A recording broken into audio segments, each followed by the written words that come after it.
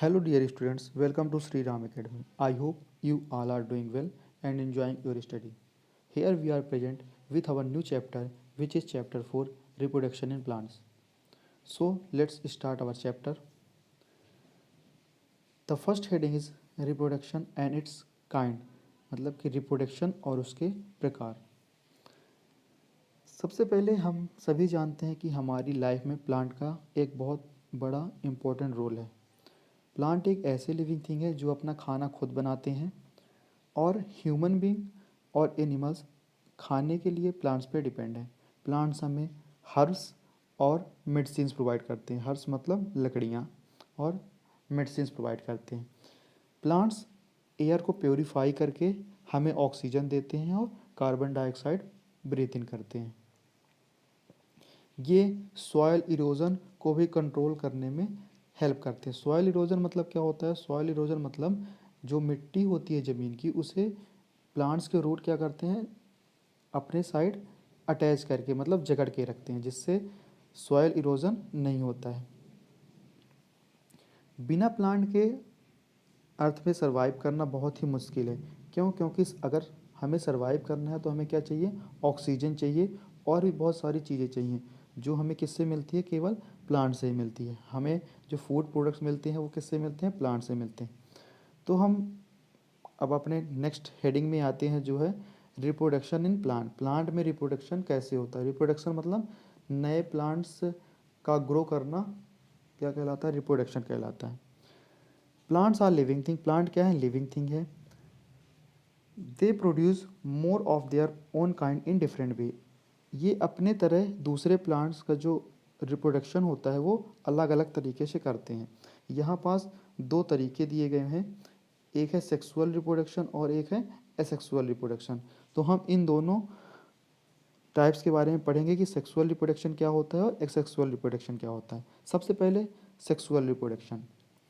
Reproduction in plant by seed is called sexual reproduction. मतलब अगर plant में reproduction seed के थ्रू होता है तो उसे हम बोलते हैं सेक्सुअल रिप्रोडक्शन.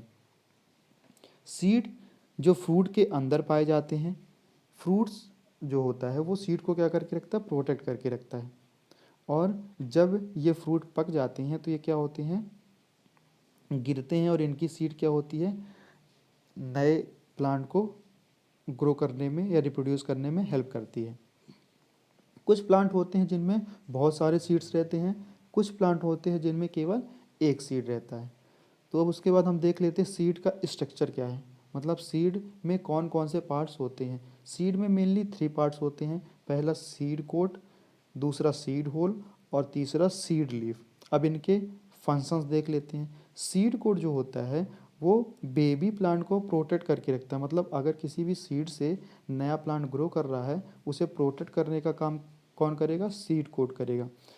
इस सीड कोट को हम ईजिली अपने हाथ से रिमूव कर सकते हैं. जैसे कि आप कोई भी एग्जांपल ले लो, आप अगर चना ले लो तो चना की जो ऊपरी लेयर है उसे क्या करते हैं? हम ईजिली अपने हाथ से या फिंगर से रब करके निकाल सकते हैं. तो वो कहलाती है सीड कोट. दूसरा होता है सीड होल. सीड होल क्या काम करता है? सीड होल का वर्क रहता है सीड्स को वाटर प्रोवाइड कराने का काम करता है. सीड को वाटर प्रोवाइड कराने का काम कौन करता है? सीड होल करता है. और जब जैसे जैसे वाटर सीड के अंदर जाएगा, सीड क्या होता जाएगा? बड़ा होता जाएगा. अब तीसरा पार्ट जो है वो है सीड लीफ. अगर कभी भी आप वही एग्जांपल हम दोबारा लेते हैं चने को अगर कभी आप ब्रेक करो तो वो 2 पार्ट्स में ब्रेक हो जाता है. वो बीच से अगर आप तोड़ो उसको तो 2 पार्ट्स में क्या हो जाता है? ब्रेक हो जाता है. वो जो 2 पार्ट्स रहते हैं उन्हें क्या कहते हैं? Seed leaf. मतलब उनका जो स्ट्रक्चर रहता है एक लीफ टाइप रहता है, उसे हम बोलते हैं सीड लीफ या फिर कॉटलेडन्स. अब ये सीड लीफ क्या काम करता है? ये सीड लीफ फूड को स्टोर करके रखता है. प्लांट के लिए जो फूड चाहिए, जो हमारा प्लांट ग्रो करेगा उसके लिए जो फूड चाहिए उसे ये स्टोर करके रखता है. उसके बाद देखते हैं हम सीड जर्मिनेशन. मतलब कैसे सीड जर्मिनेट होता है. The small plant which grow from a seed is known as seedling. मतलब किसी भी सीड से नए प्लांट का ग्रो करना क्या कहलाता है? सीडलिंग कहलाता है.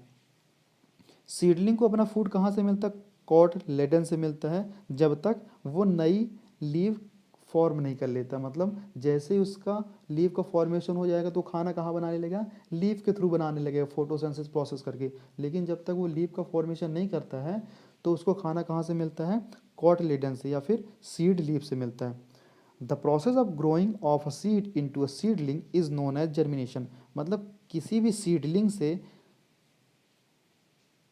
एक सीड का ग्रो होना क्या कहलाता है, जर्मिनेशन कहलाता है। The process of growing of seed into a seedling, किसी भी सीड का सीडलिंग में ग्रो होना क्या कहलाता है, जर्मिनेशन कहलाता है। मतलब अगर सीड से जब सीडलिंग का फॉर्मेशन हो रहा है उस प्रोसेस को हम बोलेंगे जर्मिनेशन।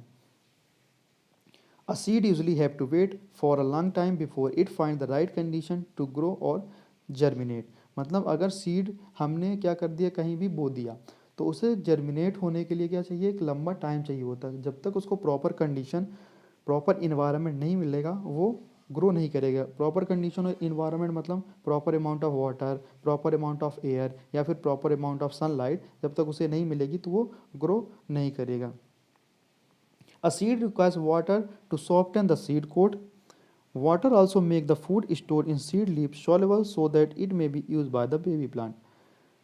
सीड क्या करता है, सीड को वाटर की ज़रूरत इसलिए होती है क्योंकि जो उसका सीड कोट होता है वो क्या रहे, सॉफ्ट रहे। सॉफ्ट रहेगा तो जब प्लांट ग्रो करेगा तो क्या होगा, ईजिली वो ग्रो कर पाएगा। अगर हार्ड रहेगा तो ब्रेक हो जाएगा सीड।